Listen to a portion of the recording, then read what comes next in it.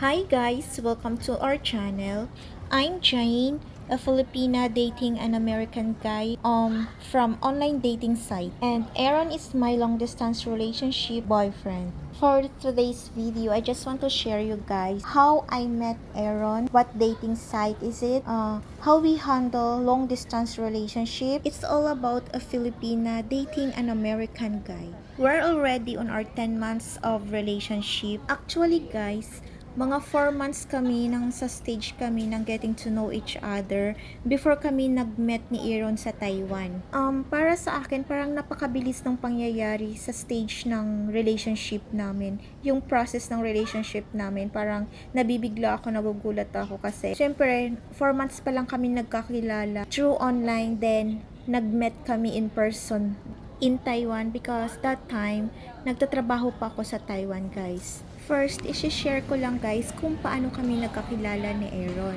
Nagkakilala kami ni Aaron guys through dating site, online dating site. Nakita ko kasi yung apps na yan sa Facebook kasi nag-pop up siya. So, naku-curious ako. Tapos, ni-click ko yung link guys, tapos nag-sign up ako. Tapos, nung time na yon mayroon siyang free trial na 7 days. So, ang ginawa ko, kasi 7 days lang yon, ako yung mga nag-message ng mga type ko, mga trip kong mga foreign, or kasi makikita mo naman mamimili ka kung sino yung mga gusto mo or type mong mga lalaki.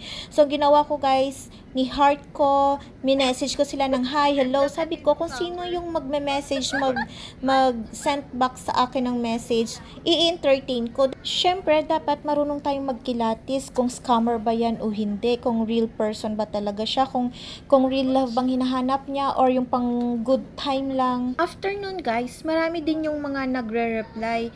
Syempre, ang ginagawa ko kasi para makasiguro ako, ang ginagawa ko guys, tinatanong ko kung pwede ba kami mag-video call. Hindi talaga ako nahihiya guys, para at least alam ko kung siya ba talaga yung nasa profile na yon or ibang tao or nagkukunwari lang na sino. Then, dapat hingian mo siya ng mga any social media account na nagpapatunay na legit talaga siya, hindi siya scammer. After nun guys, may mga na-entertain din ako pero hindi ko bet kasi parang hindi ako sure sa kanila. Then, one day, nag-reply to si Aaron. Tapos, yun nga, nag-same kami na online siya, online din ako. Hanggang sasabi ko sa kanya, pwede ba tayo mag-video call? So, nag-video call nga kaming dalawa.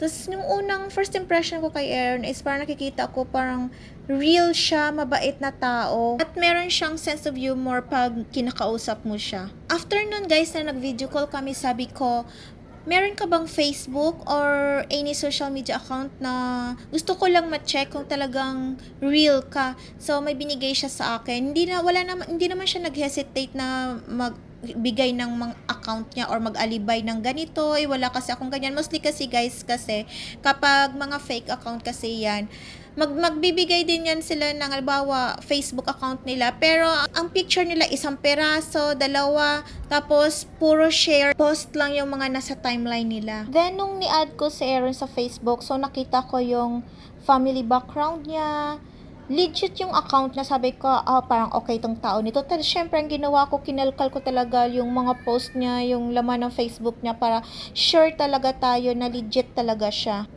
Then, after nun, sabi ko sa kanya, meron ka bang messenger? Kasi mas prefer ko kasing makipag-usap sa messenger kumpara sa boo. Ako kasi guys, kapag may nahanap na akong matinong lalaki or type ko na lalaki sa isang dating site, hindi na ako bumabalik dun guys, dinidelete ko na siya. Tapos ayun na, na-inlove na kami sa isa't isa sa araw-araw naming pag-uusap. Handling long distance relationship guys, mahirap talaga siya. Dapat meron kayong time, effort, loyalty, trust, and honest kayo sa isa't isa. Then, ang pinaka nagustuhan ko sa ugali ni Aaron is napaka-open siya sa lahat ng bagay, personal life niya, family, friends, everything. As in, halos lahat nakilala ko na, na-met ko na, nakausap ko na sa video call yung mga family and friends niya. Then, si Aaron lang guys yung based sa mga na-experience ko, yung foreigner na napaka-respectful, hindi bastos. Kung yung lalaki guys ay parang tinatago ka, maraming sikreto, wala siya masyadong sinishare about sa personal life niya, or interested siya sa mga goals mo, yung wala siyang pakialam kung ano man yung dreams mo or goals mo sa buhay, nako, Hindi yan seryoso, wala siyang pakialam sa iyo. Hanapin nyo guys yung foreigner na yung ikaw yung nagpa-plan or nagde-decide sa inyong dalawa at lalaking nag-open up ng about sa future nyo. Yan, feeling ko ay yan yung mga seryoso at matinong tao, yung ready na sila for long-term and serious relationship. So, for now guys, yan lang muna yung mai-share ko. Thank you!